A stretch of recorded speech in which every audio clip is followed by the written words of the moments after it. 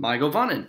Welcome to the Tolkien Lore channel. I'm the Tolkien Geek, and in this video I want to continue what I've kind of started in the last two videos where I've talked about kind of my general approach to watching Peter Jackson's movie trilogy and then my 5 favorite scenes from the trilogy.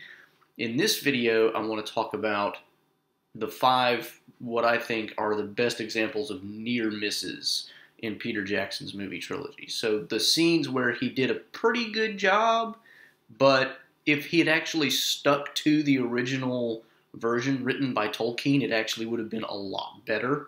And in the next video, I'm going to kind of round out this kind of mini-series with the worst scenes that Peter Jackson did that he just either totally added and did, contrary to the book or just horrible, that sort of thing. But for now, I just want to focus on 5 scenes where the scenes are not that bad in and of themselves, but it's like you had perfect material sitting right in front of you. Why didn't you use it? With that said, let's get going. So as I did in my video about the 5 best scenes that Peter Jackson put in his movies, this one I'm also going to go in chronological order rather than kind of a hierarchy of best to worst or whatever. So the first one I want to talk about is when the hobbits meet Aragorn in The Prancing Pony. Fellowship of the Ring there's a lot of stuff that gets changed in the Fellowship of the Ring because the Fellowship is actually the longest book, whereas it's the shortest movie. And they kind of flipped it around. In terms of the movies, they put most material in Return of the King, whereas that's actually the shortest of the 3 books, if you don't count the appendices, which aren't part of the main story. So a lot of things in the Fellowship get truncated and kind of cut down, and there's entire chapters left out of the Fellowship of the Ring as well in the movie. So, and it just so happens that one of the ways that this gets exhibited is the way that Aragorn comes along and joins the group. So in the movie, it's a very, very quick, I know what you have, and you need my help to get out of here, and I know who the ring wraiths are, and you really need my help. And then, they end up leaving with him, and he basically, Samwise is, of course, distrustful and says, how do we know we can trust this guy? And Frodo says, well, we have no choice but to trust him. It kind of makes sense on its own terms, but in the book, it's a lot more involved, a lot more developed in the actual story. There's a lot more going on in Bree and the Prancing Pony itself than what you see in the movie. And there's a lot of things that get left out that add a little extra flavor. So, for example, in the book, Merry is actually not with Frodo, Sam, and Pippin in the main common room of the Prancing Pony Inn. He actually goes out and gets a breath of fresh air and ends up having a run-in with the ring wraiths, the Nazgul. He is luckily found by somebody else who kind of scares off the Nazgul, and therefore he's spared a really horrible fate. But, it adds a little bit of extra tension to the story, and that by itself is something that would have been interesting to add because it heightens that idea of how terrifying the Nazgul are. But the real meat of what is left out of all this sequence is the way that Aragorn gets introduced to Frodo and how they interact and finally decide to go toward Rivendell together. So the big thing here is in the book, you actually have a lot of material that has to do with Barlaam Butterbur, the innkeeper, who in the movie is basically relegated to checking them in, telling them who Strider is, and then cowering behind a wall while the Nazgul break into the Prancing Pony. That's kind of all he does. In the movie, in the book, he has a much more substantive role. He knows Gandalf. He wouldn't have forgotten who Gandalf was. And he actually had a letter from Gandalf that he was supposed to send to Frodo months before, but because of his horrible memory, which they kind of hint at in the movie, he had totally forgotten, but he gives it to Frodo in the Prancing Pony. And in the letter, Gandalf actually references Aragorn and says that Frodo needs to try to meet up with him and go with him if he does. And the way he says that you'll know him is that he'll know this particular poem, which was written by Bilbo actually, but it's not really quoted in the movie until The Return of the King, and even then it's only about half quoted. In the movie, they quote the second half when Elrond is reforging the sword of the shards of Narsil into the new sword on Duril before he takes it to Aragorn. And that second half of the poem is a fire from the ashes shall be woken, a light from the shadows shall spring, renewed shall be blade that is broken, the crownless again shall be king. Now, of course, that's why they quote that second half, because it's about the sword and the kingship and all that, and that's really relevant. But the first half, which I actually think is more interesting, and you've probably heard this, or at least parts of it, and if you never read the book, you didn't really know what it was associated with, because I've actually seen it, like on cereal boxes, I've seen part of these lines. But it says, all that is gold does not glitter, not all who wander are lost. The old that is strong does not wither, deep roots are not touched by the frost.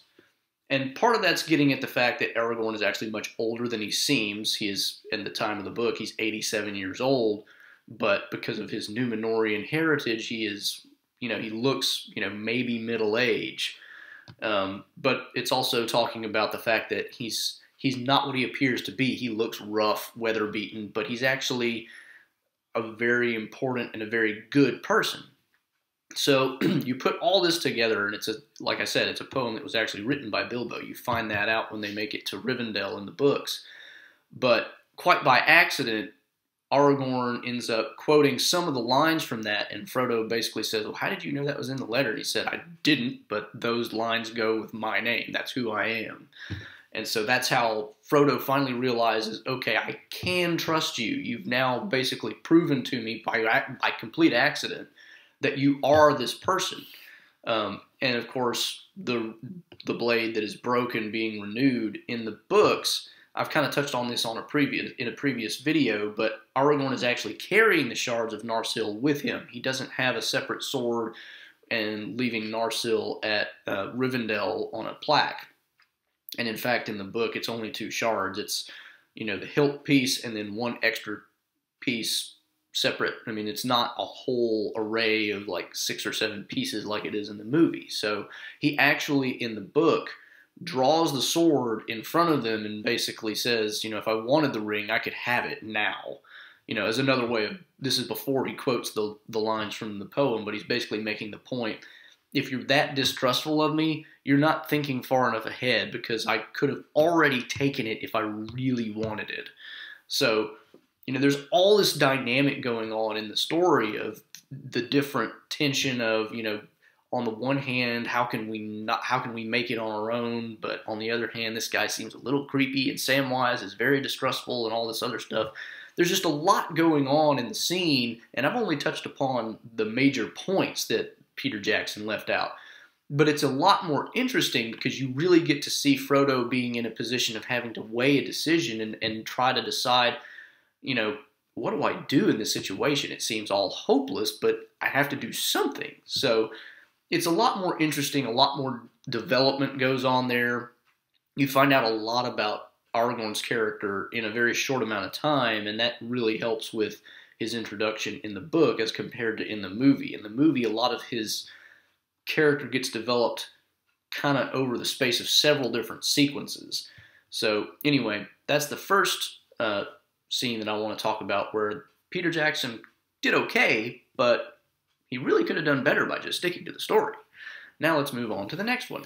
You probably knew this one was going to have to make the list, but the Council of Elrond, of course, is severely truncated in the movie. In the book, it's basically the longest chapter. It goes on for quite a ways because there is a long debate in addition to going into a lot of the history of the ring. Now, Peter Jackson, of course, covers some of the history part of that in the prologue section, where you get to see the Battle of the Last Alliance against Sauron, where he kills Elendil and Isildur cuts off the ring, and some of that's wrong, but I'll get into that in a later video probably.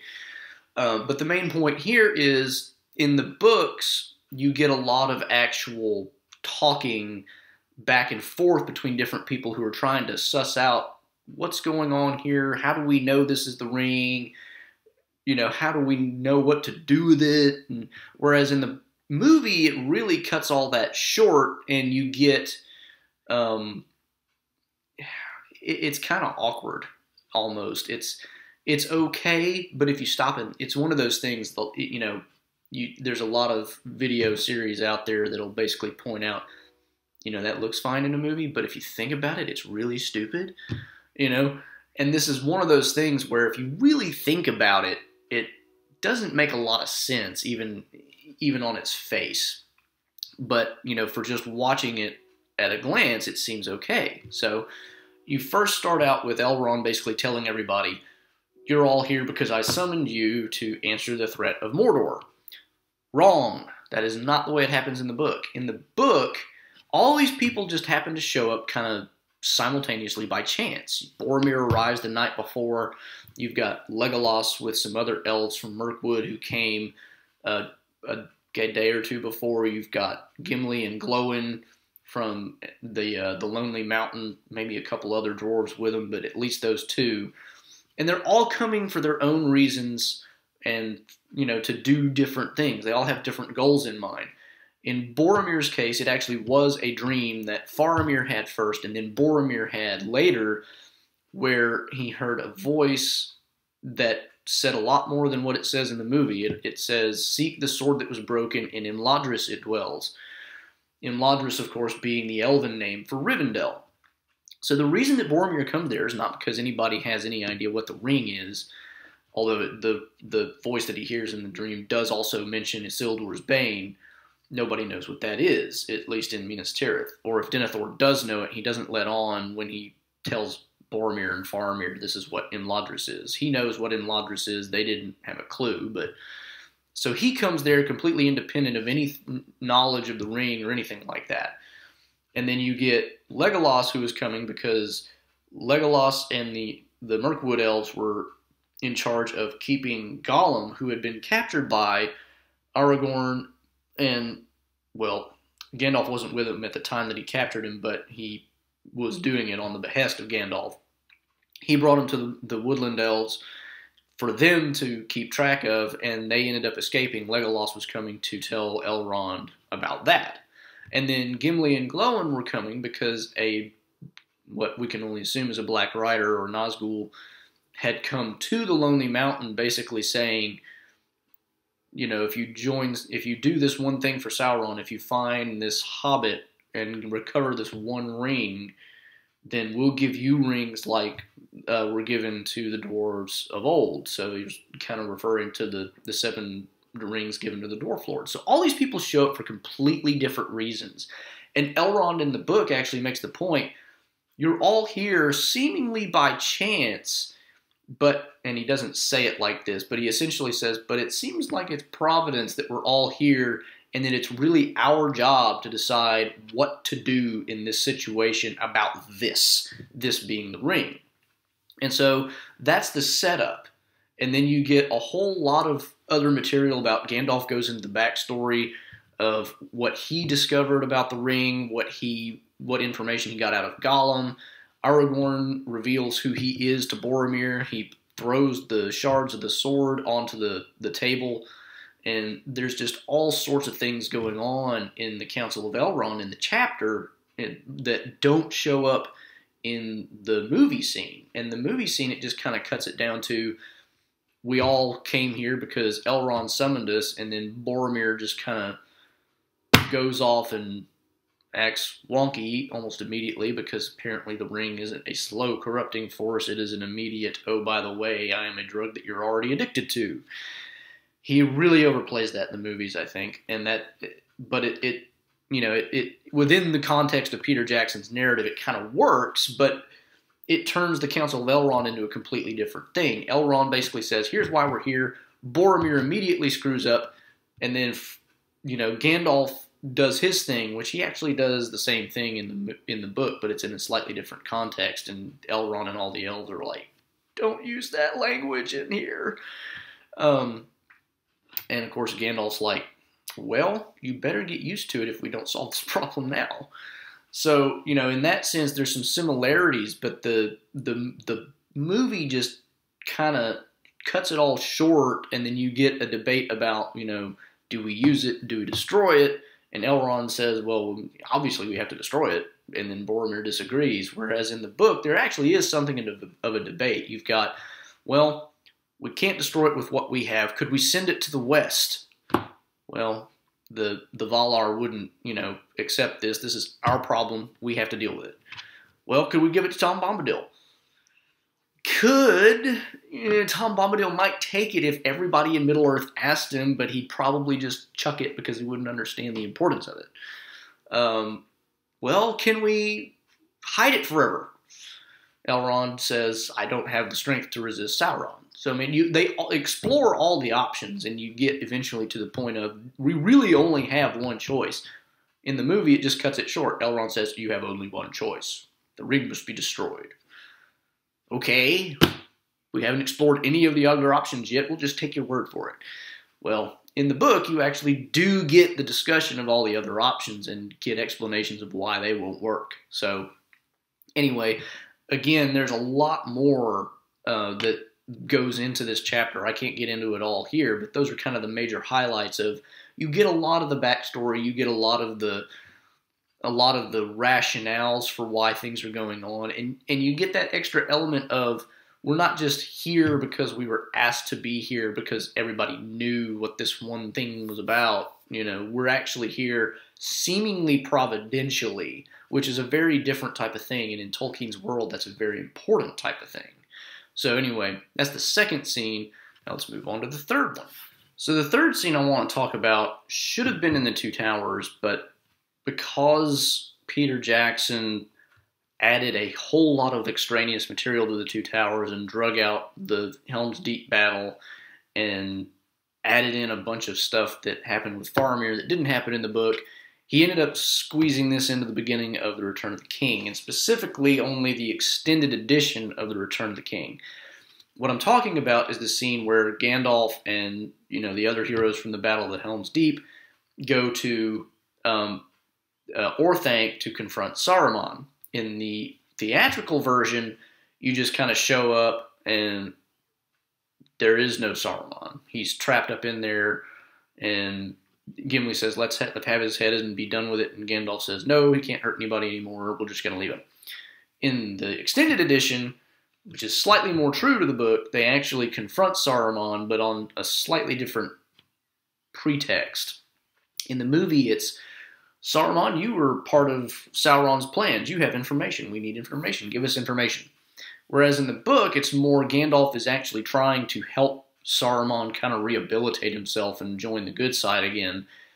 And with the potential that he might also have information, but it's not primarily primarily aimed at getting information from Saruman. So you get a lot of interaction between Gandalf and Saruman. You really see Saruman's character come out in this scene because you find out just how low he's fallen. It's really interesting in the book. In the movie, it's a lot less subtle and a lot less nuanced. It's more just a straight out, I don't like you. The only real attempt they made at kind of mirroring the book was when he appeals to Theoden and basically says, can't we keep counsel together like we've done in the past? That is a hint at what I think was the best part about the entire scene in the book, and what really made Christopher Lee's casting choice perfect, because the entire premise of the scene in the book is that Saruman has no power left except his voice, which he can use to daunt or persuade seemingly supernaturally. And you get the idea, well, I mean, it's not even implied, it's basically made very clear in the book that whenever he does try to exert that ability, he actually manages to get several of the riders of Rohan thinking, this guy is, he's really on top of things, and that sounds good. He really is fooling people, and it's only by a huge exertion of will that Theoden resists the same thing. Gimli actually does resist quite easily, kind of like he does in the movie, but the interesting thing about it is whenever Theoden responds, and they kind of hint at this in the movie too, Theoden responds in kind of a hoarse voice, like he's just barely getting it out and not but he gets a little stronger as he goes. And it's in the book, it describes it as, in the ears of the other writers, it seems to them that Theoden just sounds kind of like stupid and you sound horrible. Part of the value of Christopher Lee in this choice was he does have a really smooth, deep voice that could have been really used very well for the purpose of doing what Tolkien describes Saruman as doing in this scene. And so whenever I found out that Christopher Lee was playing Saruman, I thought, yes, that is perfect. And then they didn't really use it. I mean, they kind of did. Like I said, they kind of hinted at it in that little bit, but they just kind of have the one back and forth, whereas the book, there's actually several back and forths where Saruman kind of loses control and gets angry, but then okay, I'm going to try again. And he does the whole trying to be suave and persuasive, and it almost works again, but then it doesn't, but it finally ends, of course, with Gandalf breaking his staff, and by the end of it, everybody sees Saruman for who he is. But for half of the back and forth, a lot of the writers of Rohan are sitting there thinking, he's the smart guy. Why aren't we listening to him? Because that's the power that his voice has, and you don't really get that impression as much from the movie. And in a certain sense, it would be almost impossible to do that. You'd almost have to have a third-person narrator in the background to really get the idea across, and this is why reading it is so much better.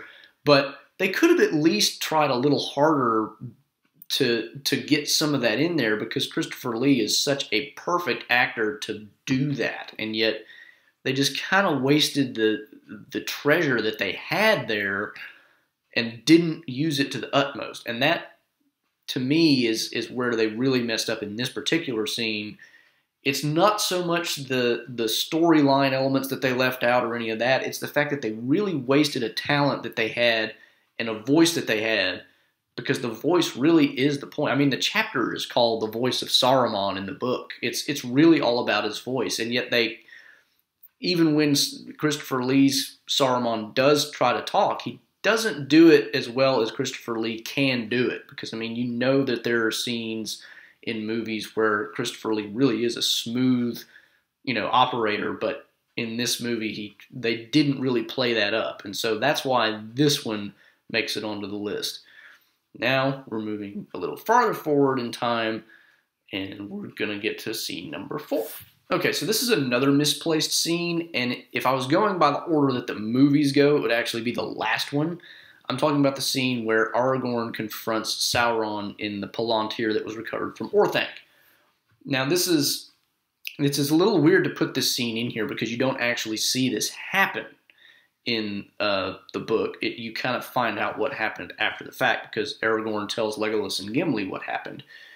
But the main point here is, in the book, it actually occurs shortly after the Palantir is recovered. After Pippin looks into the Palantir, Gandalf, of course, goes off with Pippin.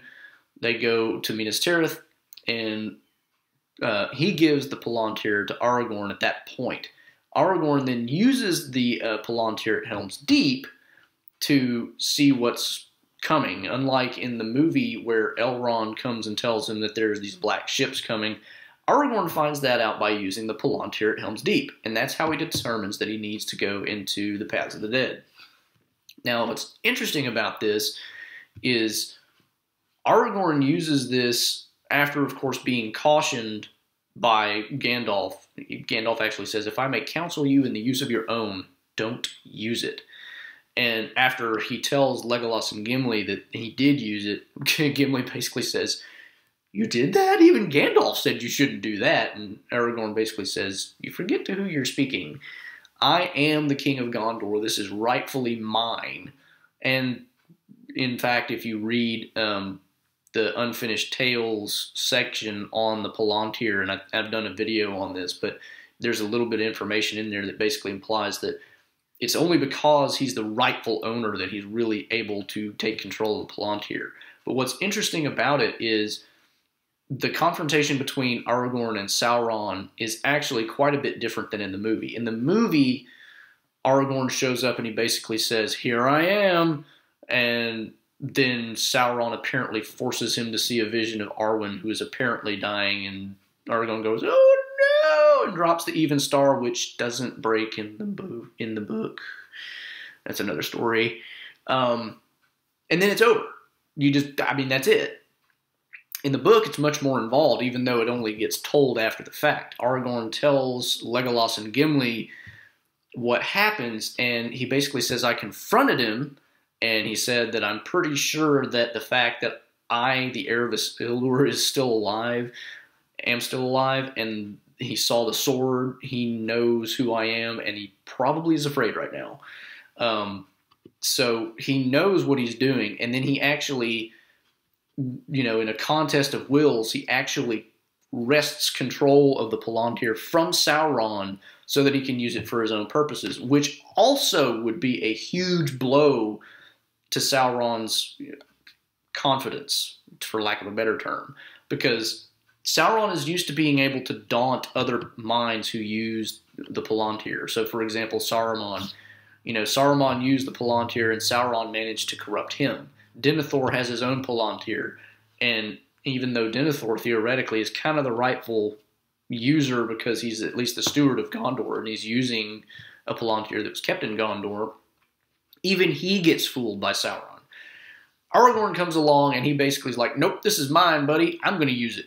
So, Sauron is now going, oh, didn't see that coming. And so you get a lot more of an idea that, this entire encounter of Aragorn using the Palantir is actually very significant.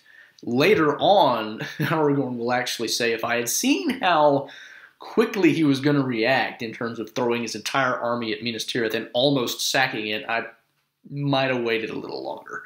Of course, it all works out in the end because it's a fantasy story and we get happy endings, but the main point here is Aragorn is taking a calculated risk, trying to determine what he needs to know to make the decision that he needs to make in order to best fight Sauron in the war. Because at this point, that's all it is. It's moved into, this is a straight-up war. We just need to get intel, figure out what we need to do, and I'm going to do it.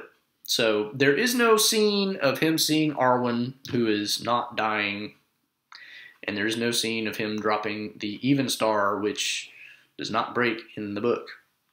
So, to me, that's a scene that part of the reason why I think it would have been so much better is because it really highlights the fact that Aragorn really is coming into his kingship at this point. And in the movie, of course, they downplay that a lot. Aragorn never really wants to be king. That's totally different than the way it happens in the book. He's very much planning to become king the entire time, partially because Elrond basically told him, you can't marry Arwen unless you're the king of Arnor and Gondor. That's pretty good motivation. So you've got that progression, but even in the movie, you finally see whenever he gets on Duril from Elrond, he's finally kind of stepping up and he's becoming the king that he's meant to be. And the Palantir scene really could have furthered that and made it a little more punchy and made it, he really is taking control. He's taking the role that he's meant to have. And yet they turned it into an excuse to throw Arwen in one more time when there's already too much of her anyway.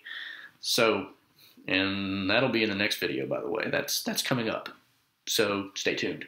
But now let's move on to the last episode or scene that I want to talk about. And this is, if I was going to list them in order of best to worst, this is probably the one where I would say they really missed an opportunity. That or Saruman would probably be at the top of my list, but the next one is also pretty good, so let's check it out.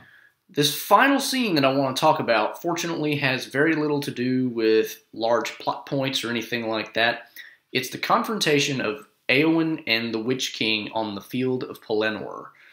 The reason this scene is a missed opportunity is really in the details. If you read the book and then you watch the movie, they seem very similar with a few things kind of taken out of order, but the order and a couple of details left out make all the difference. In the movie, of course, what you get is Theoden gets knocked over by the Witch King's flying beast, whatever you want to call it. He's about to eat, or the beast is about to eat Theoden, basically. Eowyn steps in between and says, you know, back off. And then Witch King says, don't get between me and my prey. Eowyn stands her ground. She ends up killing the beast. Witch King gets off. They fight each other. And then he basically breaks her arm and her shield, comes up, grabs her by the throat, and says, no man can kill me. And then Merry finally shows up, stabs him in the back, and then Eowyn pulls off her helmet and says, I am no man, stabs him. That's not the exact sequence of events in the books, but it's at least basically the events that happen. But the crucial difference, and the reason this scene is so much more interesting in the book, is in the initial conversation they're having before she kills the beast, the Witch King says, no man may hinder me, because Eowyn says, you can try what you're going to try, but I will hinder you if I may. And he says, no man may hinder me. And he's referring to an old prophecy that says no man will kill him. And so, it tells it kind of from Merry's perspective, because the books are essentially written from the Hobbit's perspective, but it says that Merry heard of all sounds the sound that you would least expect to hear in that situation, laughter. Eowyn starts laughing. Now, you bear in mind, in the book, Merry doesn't even know that this is Eowyn yet. Nobody knows that this is Eowyn except maybe one or two people who are in on the secret. Merry doesn't know that this is Eowyn. In the movie, he knows the whole time. But in the book, he never knows this until right now. He hears her laughing, and she laughs and she says, but no living man am I. And she takes off her helmet and she says, you look upon a woman. Eowyn I am. And, of course, at this point, Merry is shocked. Merry's like, what? But the more interesting part, and this is why the book is so much better, the Witch King pauses. It doesn't really say much of anything other than he pauses, but you read between the lines, and what you know is going through his mind is, oh, I hadn't thought about that interpretation of the prophecy. And so it says, when she takes the helmet off, her hair all comes down, and it's obvious she's a woman. And, of course, she's saying, I'm a woman. And he pauses, and the obvious implication is suddenly he's actually kind of afraid. He thinks he might die here. Nevertheless, of course, they go into the battle sequence and all this stuff. He breaks her arm, and then Merry comes along, stabs him in the back of the knee, and then she stabs him in the face. But that one little pregnant pause turns the entire scene into a completely different dynamic. Instead of becoming, oh, I've just almost killed you, and now I'm going to gloat over you by saying that no man can kill me, ha ha, oh wait, I'm not a woman, you're dead. It takes out half of the emotional value of the scene, because you lose the entire, that might be a problem. And so, I mean, it's one of those things that it wouldn't have taken any extra time except maybe 3 extra seconds for that pregnant pause. It wouldn't have changed the storyline. Nothing had to change here other than reordering the sequence of events just a teeny bit and then adding in a couple of small details that would have taken 10 tops seconds at most. She laughs, takes off her helmet, says, no living man am I, and he pauses. That's all you really had to add to that scene. It wouldn't have taken any extra time, hardly at all. And yet they didn't do it.